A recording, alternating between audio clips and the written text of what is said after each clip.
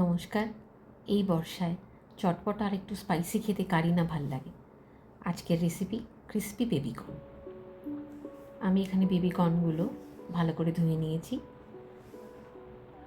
ছোটো করে এরমভাবে কেটে নেব। আর আমি 2 মিনিট বয়েল করতে বসিয়ে দিয়েছিলাম। আমি একটু সাদা তেল নিয়ে নিয়েছি, এটা গার্নিশে আমাদের লাগবে। আর একটা পেঁয়াজ নিয়ে নিয়েছি, এটা আমি ছোটো করে কেটে নেব। কিছু কাঁচা লঙ্কা নিয়ে নিয়েছি, এটা আমি ধুয়ে মাঝখান থেকে কেটে নেব। আমি ডার্ক সোয়া সস ব্যবহার করছি এখানে, এটা টেস্টটা খুবই ভালো হয়। আমি হোয়াইট ভিনিগারের ব্যবহার করছি, চিলি সস আর টমেটো কেচাপ আমি নিয়ে নিয়েছি। আমি একটা বড় রেড বেল পেপার নিয়ে নিয়েছি, যেটা আমি চপ করে নেব। আর আমি আর একটা ইয়েলো বেল পেপারও নিয়ে নিয়েছি, এটাও আমি একইভাবে কেটে নেব। আমি কর্নগুলো 2 মিনিট একটু ফুটিয়ে নিয়েছিলাম। এখন এর মধ্যে আমি 2 চামচ চাল গুঁড়ো, 2 চামচ কর্নস্টার্চ, একটু নুন, একটু চিলি ফ্লেক্স, একটু গোলমরিচ দিয়ে একটু জল দিয়ে মাখিয়ে নেব। তেল গরম করে আমি এগুলো ভেজে নেব 2-3 মিনিট মতন, হালকা ব্রাউন করে।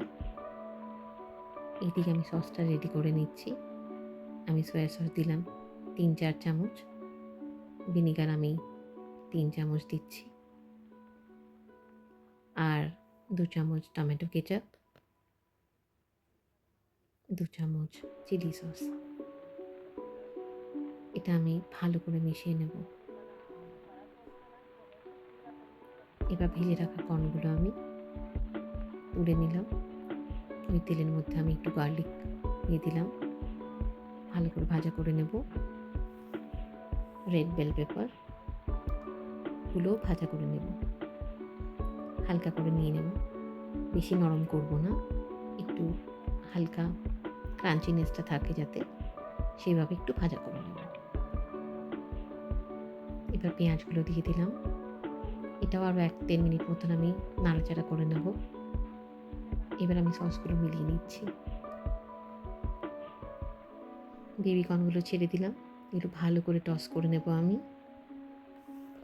ভালো করে করতে হবে, বেশ কিছুক্ষণ আমি এটা ভালো করে টস করে নেব।